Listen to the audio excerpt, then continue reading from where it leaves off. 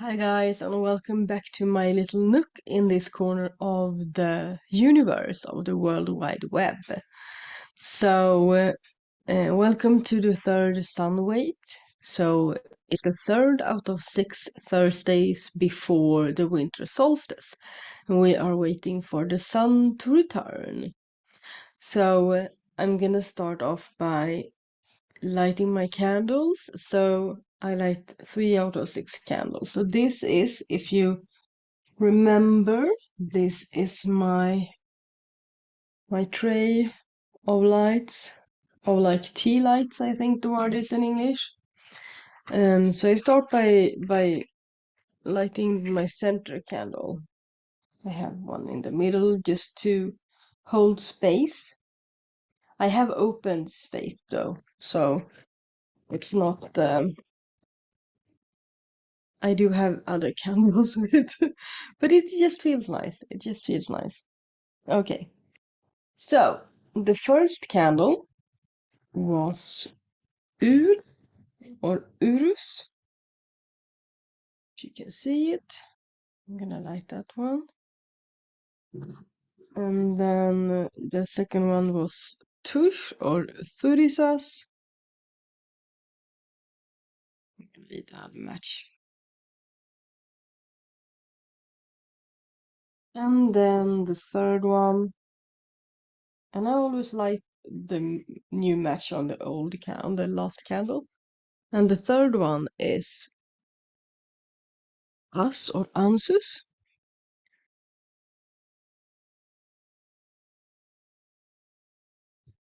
And there is like a poem in Swedish for the candles, but those poems, like, I think maybe it's translated into English as well, but I don't use that poem because it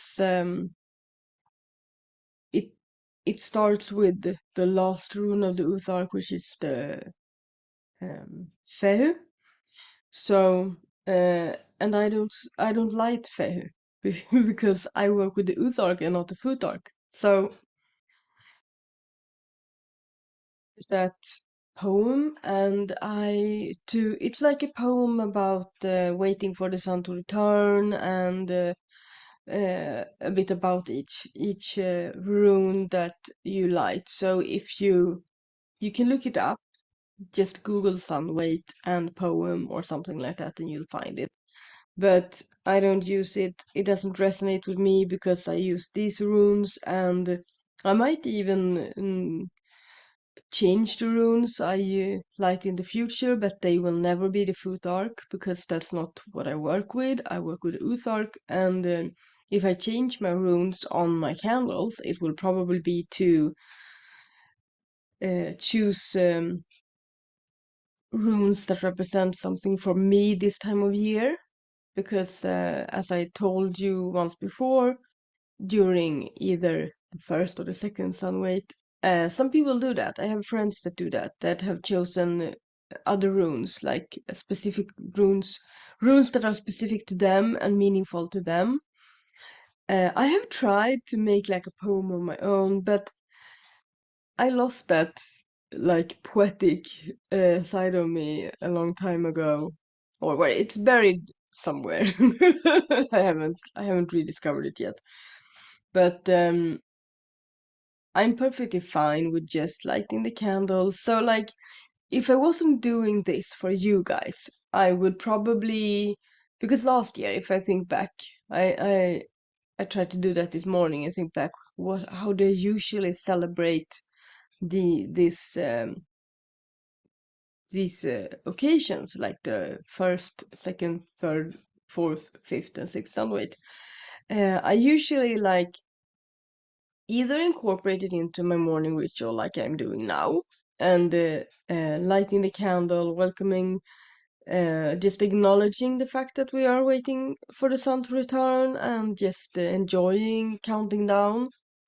But I think most years I've actually not incorporated it into my morning ritual. I have done it in the evening, and I have like made a little cozy nook around me with like a cup of tea or some hot chocolate and a good book, preferably like with a spiritual content, like or shamanic content. Like there are in Swedish, there's a lot of books about, from that's written by a specific author that I like that is called Jörgen I. Eriksson or Norr Shaman, Northern Shaman.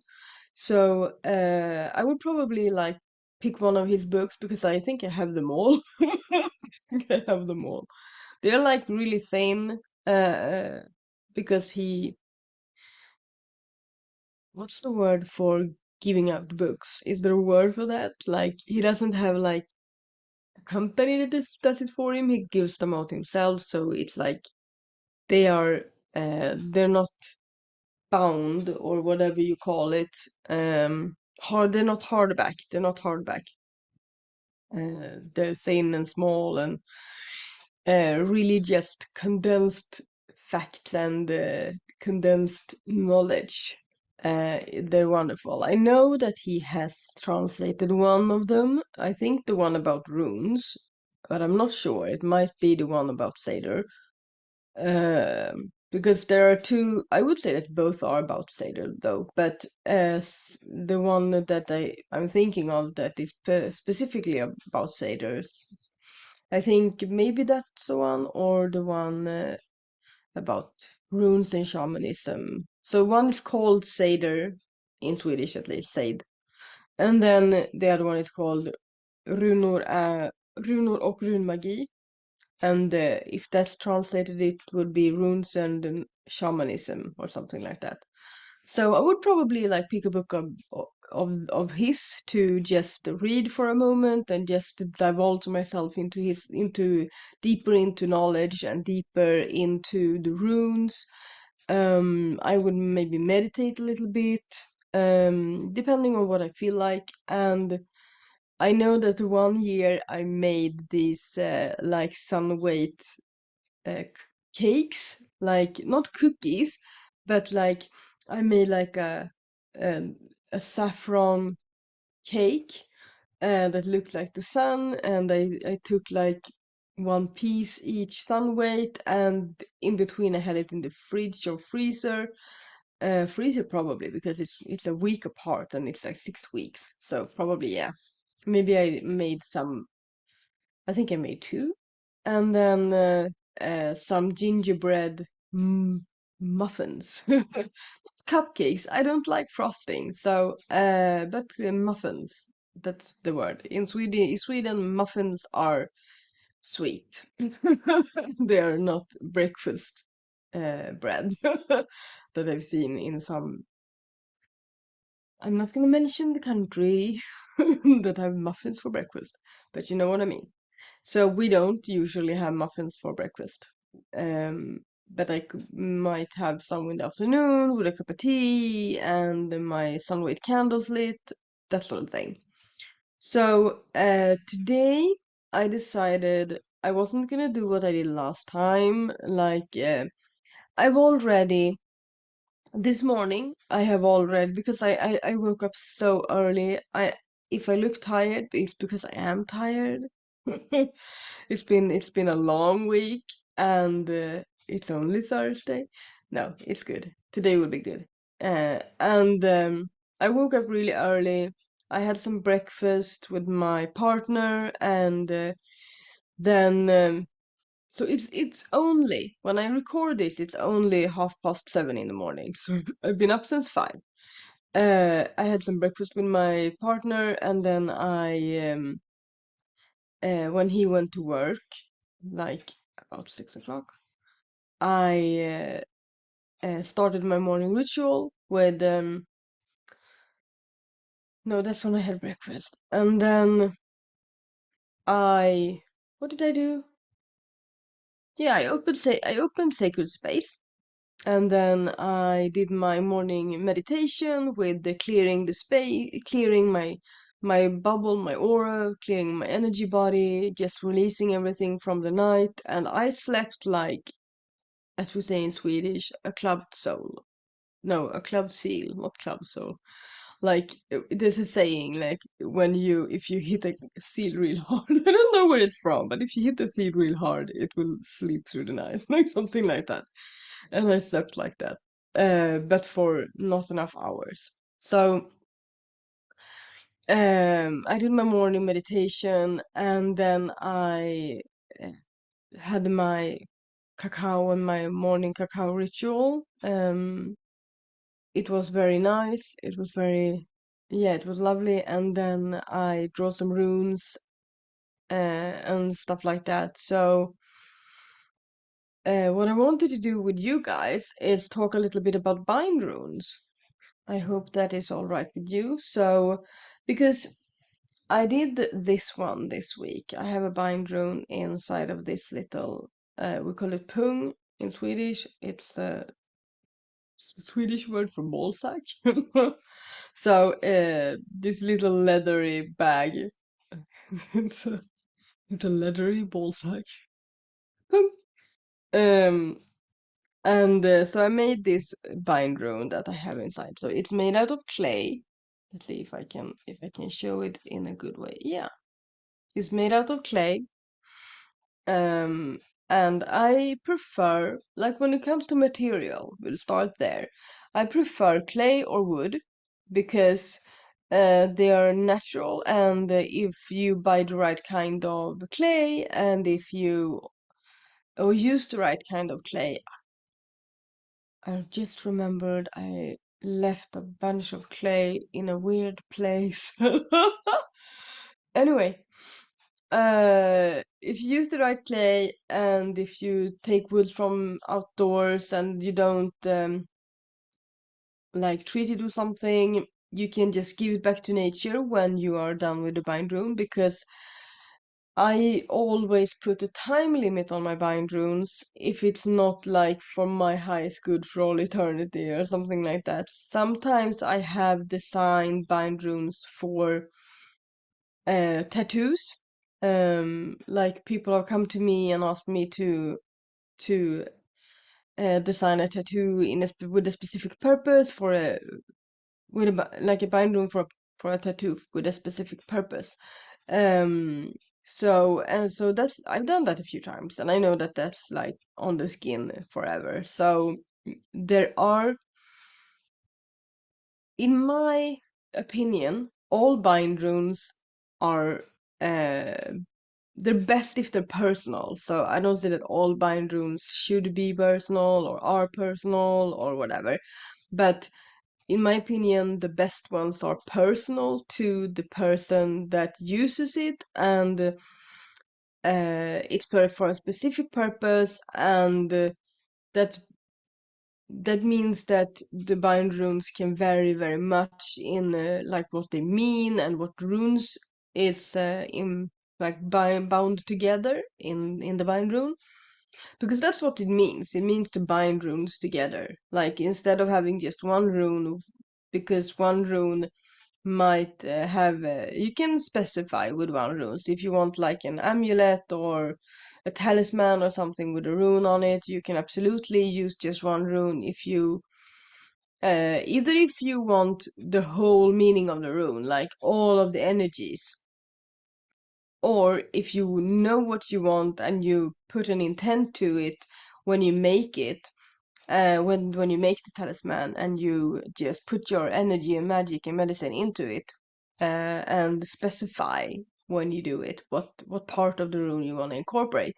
So of course you can do that, but with a bind rune is a good way to incorporate a lot of runes and help specify, and also it's very, very powerful. I've worn this bind rune in my little leathery bag around my neck for 2 days. So yesterday and the day before, and I definitely felt a change, the change that I wanted. So this bind rune is made with the purpose of letting energy flow through me much more easily, because when I deal with uh, as a shamanic practitioner, I stumble upon I stumble upon a lot of people and animals and just individuals that are sick in one way or another. And when they are, it's different feelings coming through, and different experiences when I meet someone that has like a mental illness or a mental health issue, or if I have someone that has a physiological issue, or something with their soul and spirit. So I mean, like a scattered soul or something like that. And whatever, I meet a lot of these individuals in my practice and in my day-to-day life, and some I have to be able to help, or they come to into my life because they need me to help them through something, which is most often the case with animals.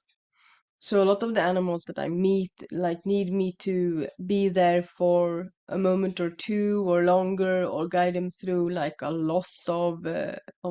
loss of their owner, or loss of like another animal in the family, or maybe um, like just a difficult period in life, like a difficult time. So that means that I have to guard my energy a lot. I have to be wary of my energy, and where I place it, and how much I give of myself, and that sort of thing.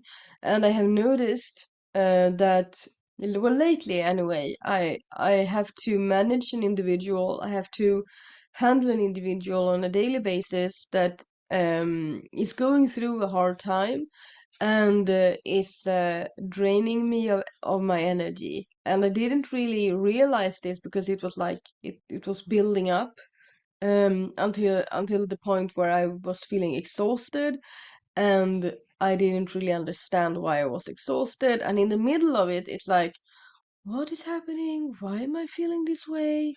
Am I getting sick? What's the matter? So uh, in that process of like just stopping myself and being like, okay, what's going on? Why am I feeling this way? Is it me, or is it something I'm taking on, or something? And that's when I realized that there's energy being drained from me. So I asked the runes what I should do about it. And my first instinct was to guard myself, to put my guard up and be like, no, I don't want to give too much of my own energy. I need to uh, what's the word? I don't know.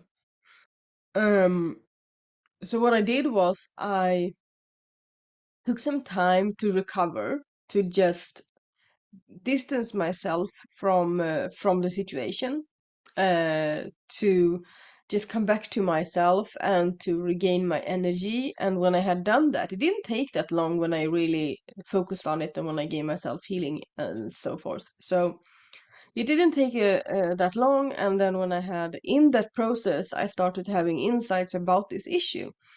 So, uh, and that's when I realized, when I was communing with the runes, that the right way to approach this is not to guard myself more, because I want to be able to help this individual move forward, which means I have to be open, because if I put my guard up too much, I won't be open to communication, I won't be open to energy exchange, I won't be open to give freely what I have to give freely. So then I decided to make a bind rune to let the energy flow through me instead, so that I am always, when I wear this amulet, that I call it, like this bind rune amulet, when I wear it, the energy flows through me without me having to think about it, without like uh, focusing on my crown chakra and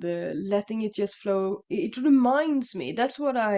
So I made it with an intent that was to let energy flow through me, so that this individual that is draining me is able to be recovered as well, like to regain their energy, so that they are well, or more, or as well as they can be, and I don't get drained.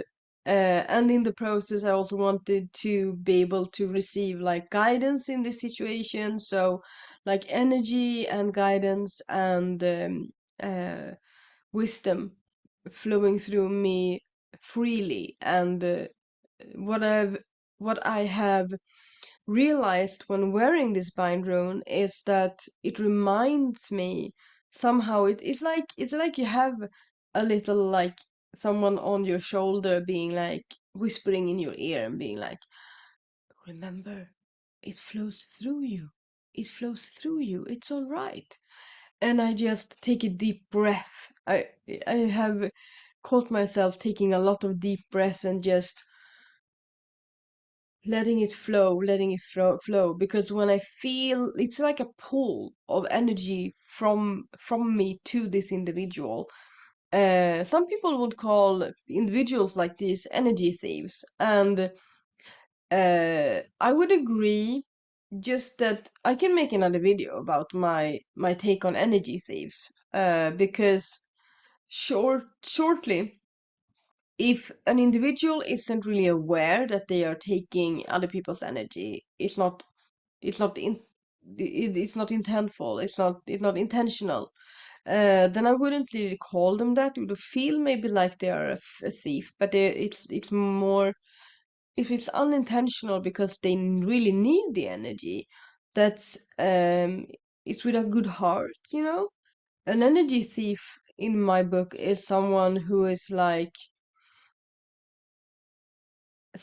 on some level, conscious or unconscious, pulling energy from you with some kind of ill intent, whether it is to put you down or to make you feel weaker. Like they also act in a way that makes you feel drained. It's not just the energy pull. It's like they act it out, and you feel like they are just uh yeah, they might. So it's a fine line between someone needing your energy and not being aware of it, and someone wanting your energy or thinking they need your energy or not thinking about it but still having some ill intent towards you, if you know what I mean. I hope I'm making myself clear when I talk about this.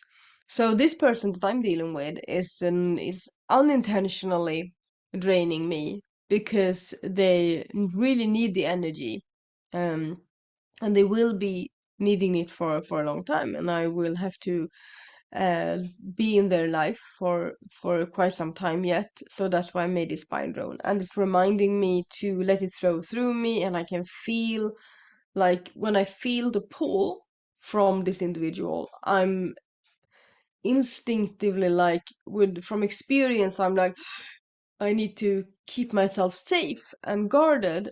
And that's when the bind rune, or like the energies that are bound in this rune, are like, they're like, it's okay, let it flow. Remember, you are open. Remember, you are uh, open to give freely. Remember, you are here to serve. You are here to help. It's okay.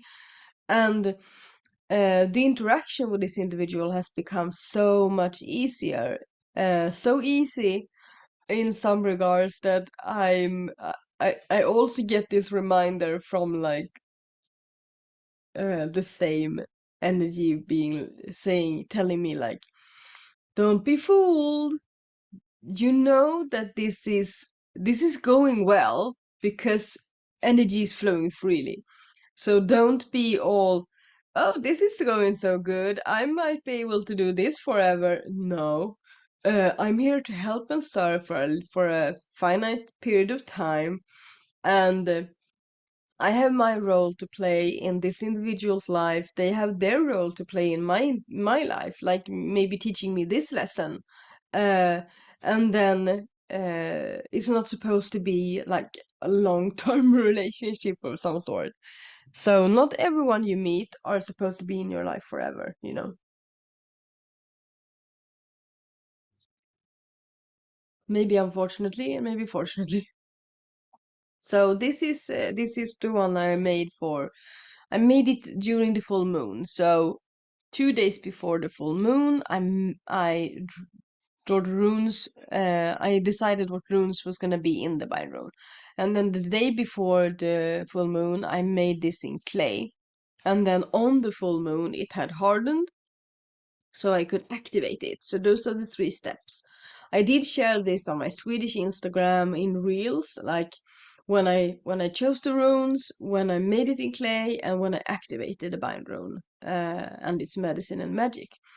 So those are like the steps I go through, and I have another bind rune here for you to see in the wood. It's like on a wood. Oh, I can't really show it. Can I change now? It's better to do this and then do like this. It's not like carved. It's carved into the wood. It's carved into the wood, but it's like a raw piece of wood. So I haven't like sandpapered it or anything, and it's been standing on my altar tray for a year almost, because this every year I make a bind rune for my highest good that year, so to help me through anything and everything in life. And when I make it, I intuitively uh feel if it's gonna be like an amulet in the clay or wood, or if it's gonna be so I can carry it with me, if it's gonna be on my nightstand for my nights, or if it's gonna be on my altar tray for like in my living area, but not that close to me. And this is actually the first one in a lot of years that was supposed to just be uh, in our living room and standing here. So this is rules that I have chosen for my highest good for the year of 2023, from the winter solstice of last year to no. So I every winter solstice I burn the last one. So this will be burnt on the coming winter solstice. I might film it and put it in a video if you guys want to see the ritual of that. So every winter solstice I burn the old one, and then I let the whole thing just rest for a couple of months or a month and a half, something like that, because we all need a time of like recuperating and just letting it be. It's the medicine of the rune of ice in the Uthark, like Is or Insus. The medicine of just being and waiting, and might feel like stagnation, but it's really just letting things settle and letting things happen beneath the surface, and like almost what do you call it when bears sleep in the winter, like that.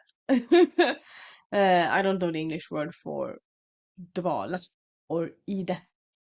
So what bears do in the winter, or like a lot of animals do. They go to sleep in the winter. So it's like we all need a period of that, and especially me, I need like a period of that with my magic. So I do a lot of other things, like in January specifically. I'm talking about January. So from the winter solstice to about what I would call Saga's Eve. Saga is a Nordic or Norse goddess of storytelling and history. And I celebrate her Eve in the beginning of February. February. I don't know how you pronounce it correctly. February.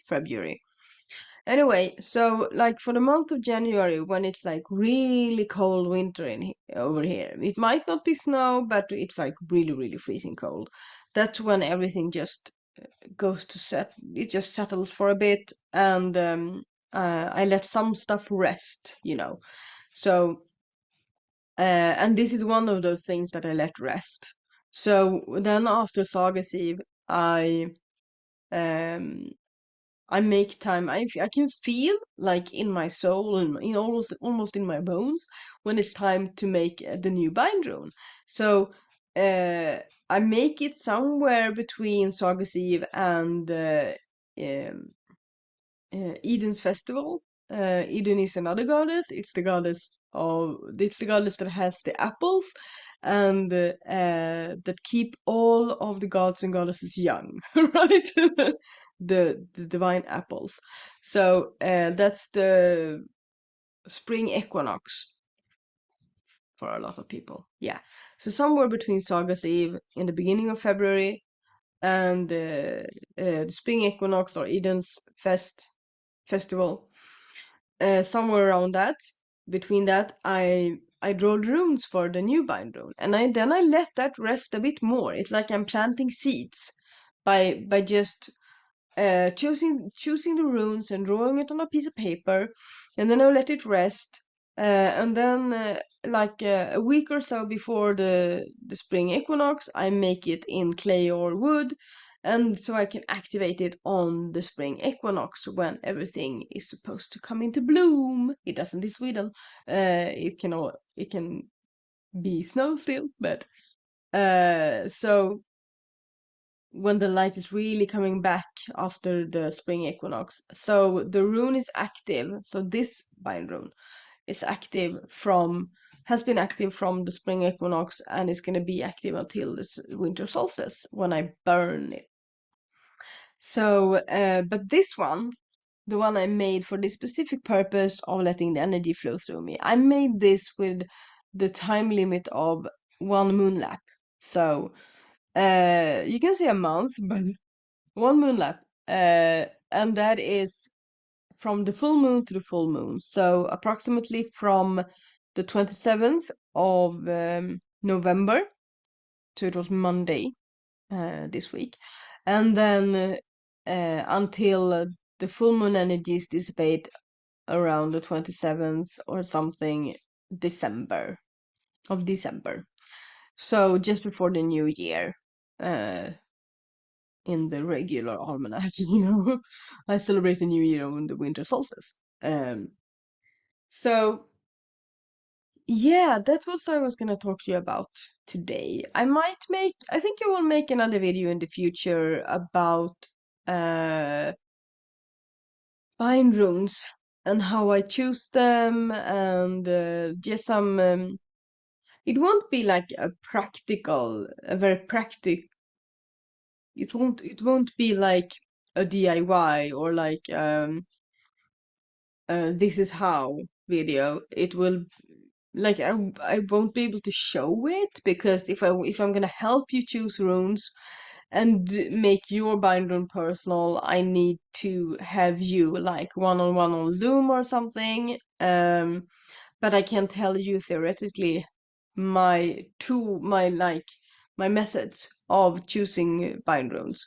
In Swedish, I do have workshops for this, where we meet a few people on Zoom and we make 3 bind runes, one for drawing something towards us, like that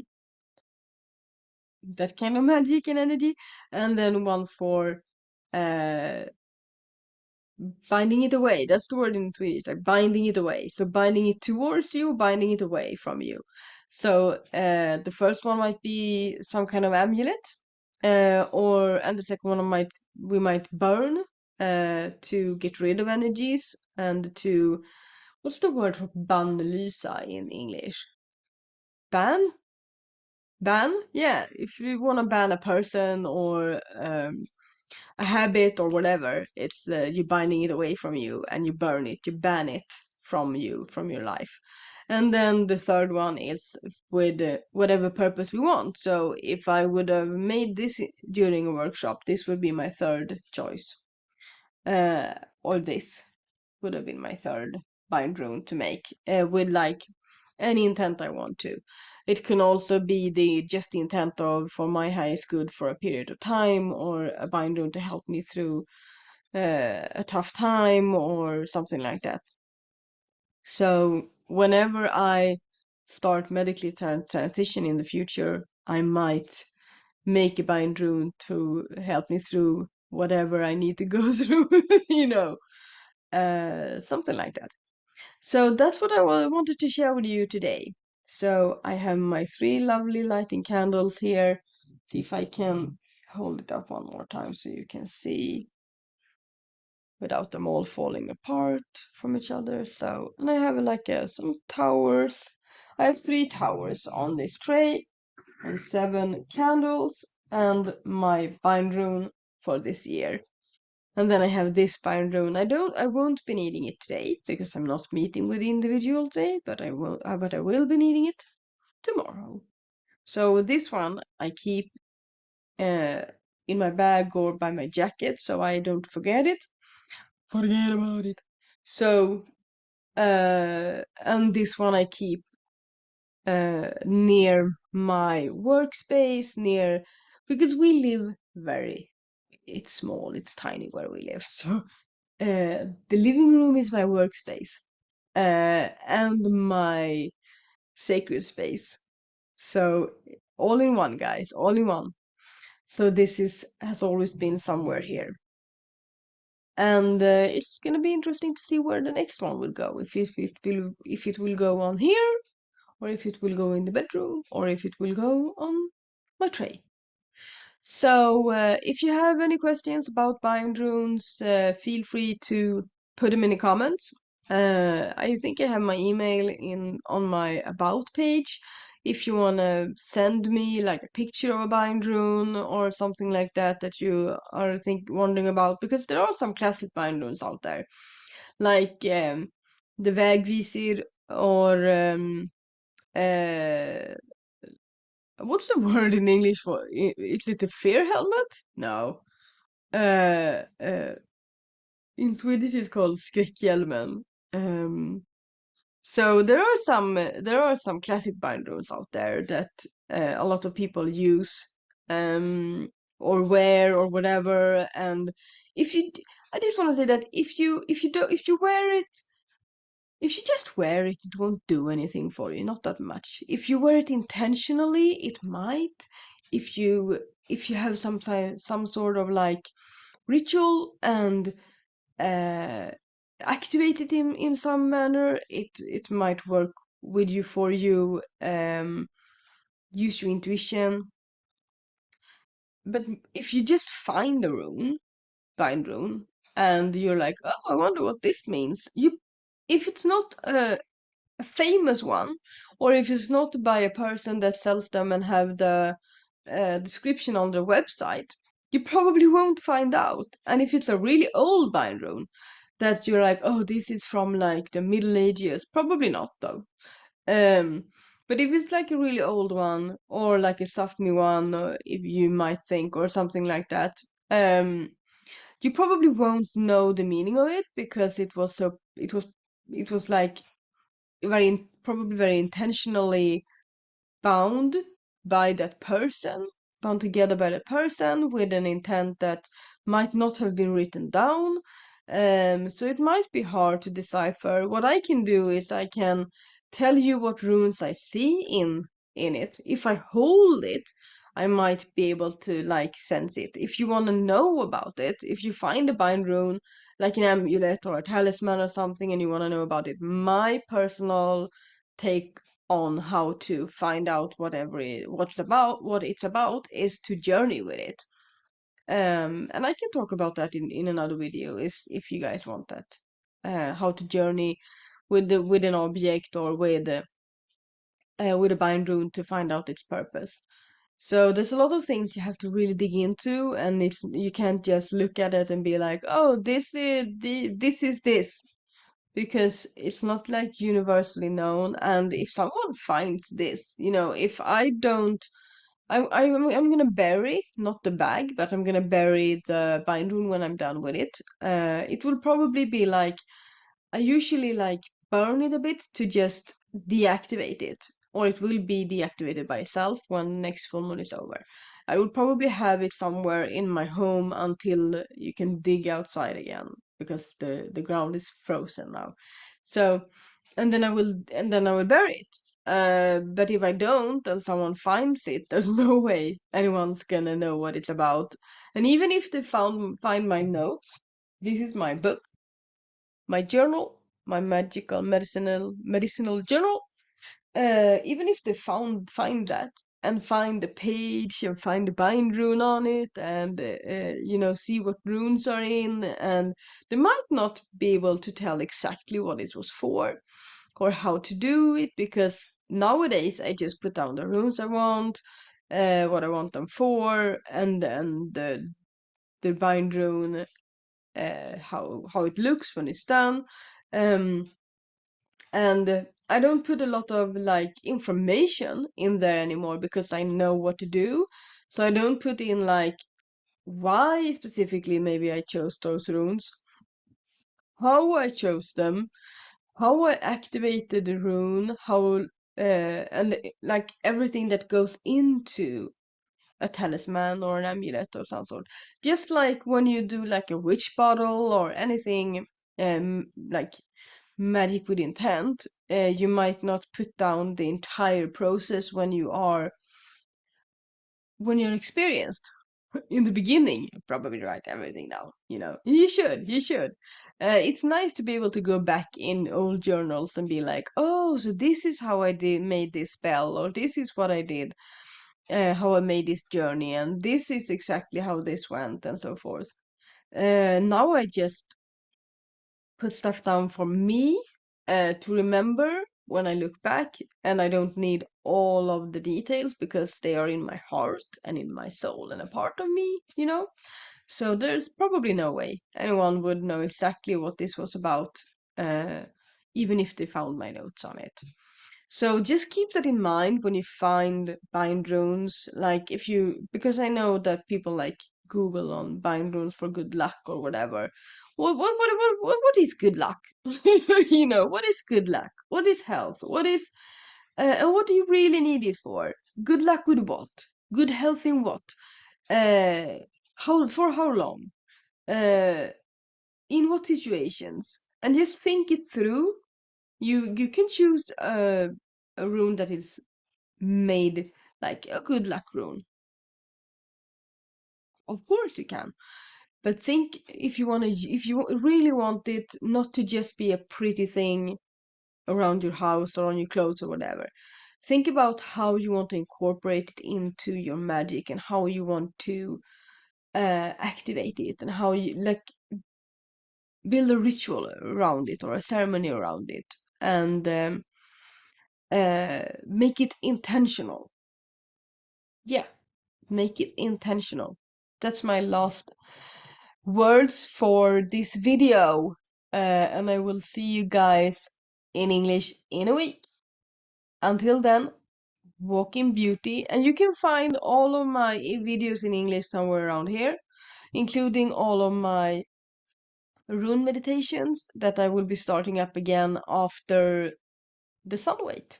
So walk in beauty and xing